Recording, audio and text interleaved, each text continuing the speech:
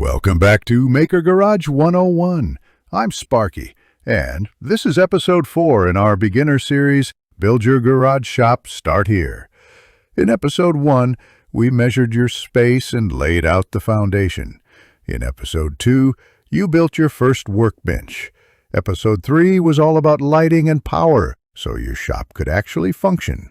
Now here in episode 4, we're diving into storage and organization, because if you stick with this, you're going to collect decades of stuff that needs a home. Tool storage. Let's start with the one area that always gets attention, tool storage. It's the part of your shop that everyone notices, and it's what you use every day.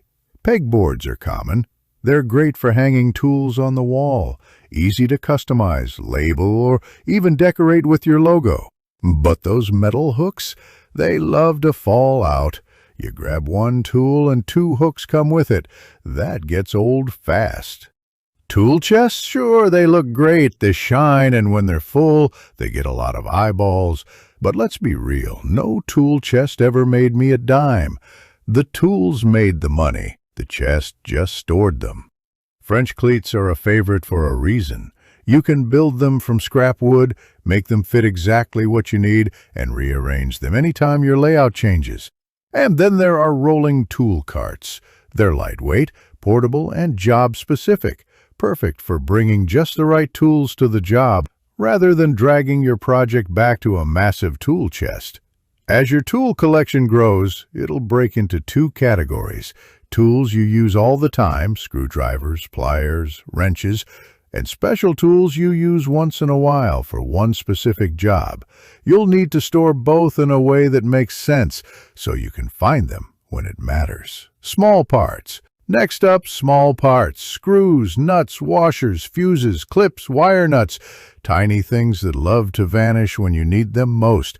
I've got small parts organizers of all different sizes, but my favorite, the Stanley STST14710. It's just the right size. It has deep, removable yellow bins, a clear locking lid, and you can carry it like a little suitcase. Need one part? Grab just a bin. Need everything? Take the whole case with you. Those yellow bins, easy to see into. The black ones, not so much.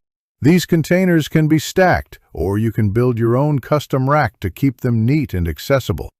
You'll find organizers like these at Harbor Freight, Lowe's, Home Depot, or make your own system to match the way you work. Raw material storage. Now let's talk about raw materials. Lumber, PVC, conduit, or metal tubing. Store them flat, and they'll eat up your floor space in no time. Stand them up vertically, and suddenly, your floor's wide open. Think cubic footage, not just square footage. Your shop is a cube, so store smart and go vertical whenever you can.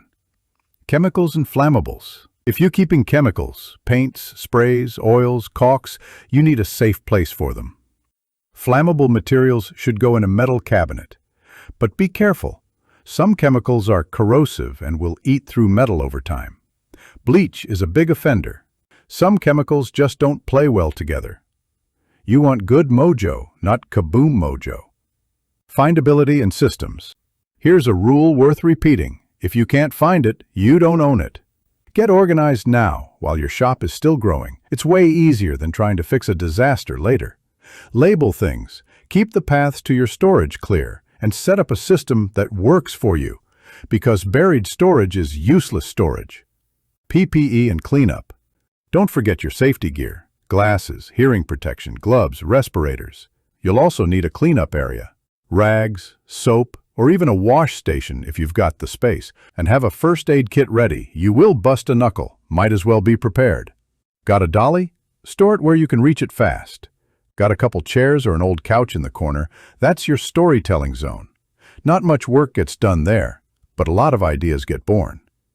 Look, you don't have to spend a fortune on storage. You can build shelves from scrap lumber. You can buy bins at the dollar store. Sure, you can spend big money on fancy cabinets, but you don't need to. Storage doesn't make you money. But smart storage? It saves you time, and that's worth plenty. Starting a shop from scratch is exciting. It's a blank canvas with unlimited potential. Nobody taught me this stuff. I picked it up over 40 years, one busted knuckle and lost screw at a time.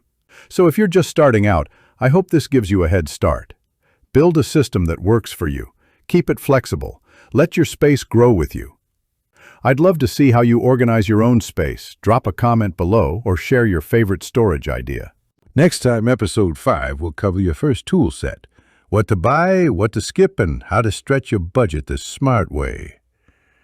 Check out the full series in the Start Here, Build Your Garage Shop playlist. There's a link in the description and a card right up top. I'm Sparky. Thanks for watching. See you in the next one. Sparky, out.